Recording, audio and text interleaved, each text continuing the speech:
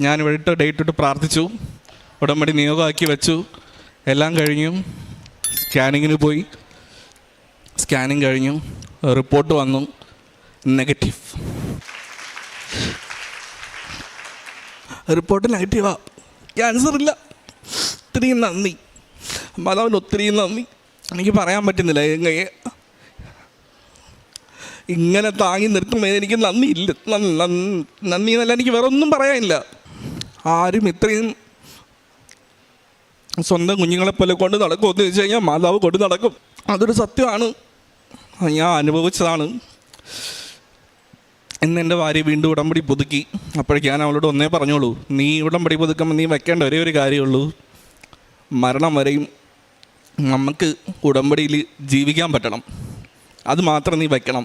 ബാക്കിയൊക്കെ നിൻ്റെ ഇഷ്ടമുള്ള നിയോഗം നിനക്ക് വയ്ക്കാം. ഇത് ഞാൻ അവളോട് പറഞ്ഞു. അവളത് വയ്ക്കുകയും ചെയ്തു. തുടർന്ന് നമുക്കങ്ങനെ പോകാൻ പറ്റുമെന്ന് വിശ്വസിക്കുന്നു.